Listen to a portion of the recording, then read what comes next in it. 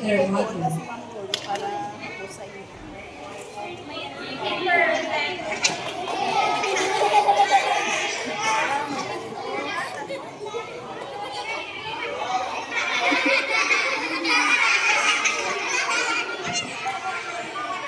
One day, it was time for the little pigs to leave home and build their own houses. The little pigs couldn't wait to build their own houses, so they set off happily on their journey. As they walked along the road, the little pigs soon came across a man filled with a cart with straw.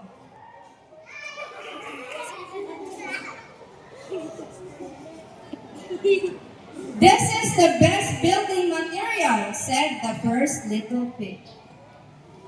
So after a day of hard work, the first little pig had built himself a tiny house made of stone.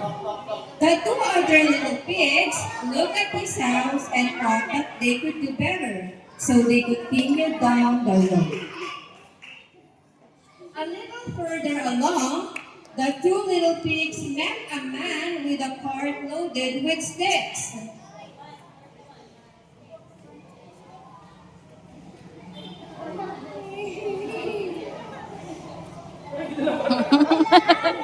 This is the best building material, said the second little pig.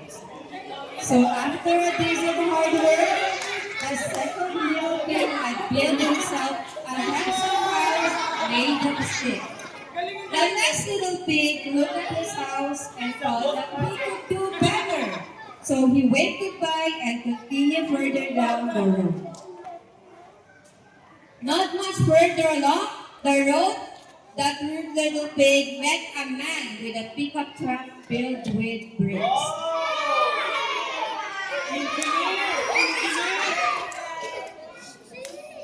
This is exactly what I have been waiting for.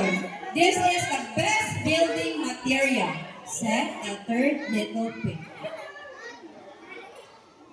After weeks of hard work, the third little pig had built himself a sturdy brick house.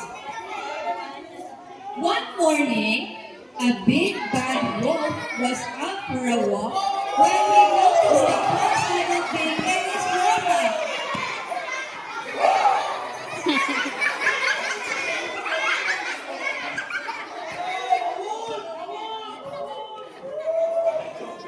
Little pig, let me come in. Not by the hair on my chinny chin chin, squeaked the first little pig. So I'll hop and I'll pop and I'll blow your house down. The wolf took a deep breath and blew down the house made of straw.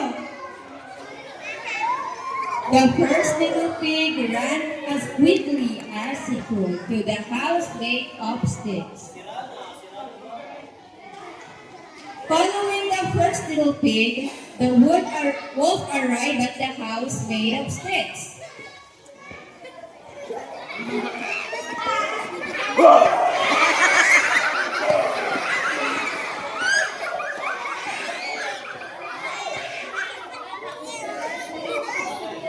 Little pig, let me come in.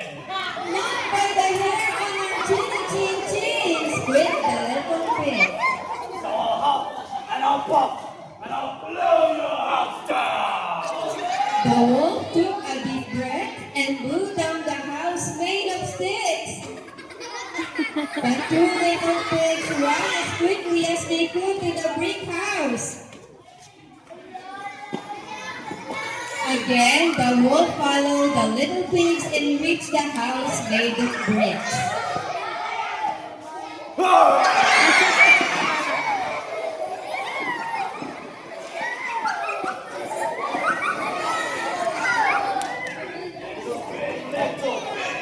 Let me come in. Not by the hair on her chinny chin chin, squeaked the little pig. So I'll hop and I'll pop and I'll blow your house down. But as much as he tried, the big bad wolf couldn't blow down the house made of bricks. The third little big bad wolf and built the strongest house. He was a very clever little pig indeed. The end. Yay!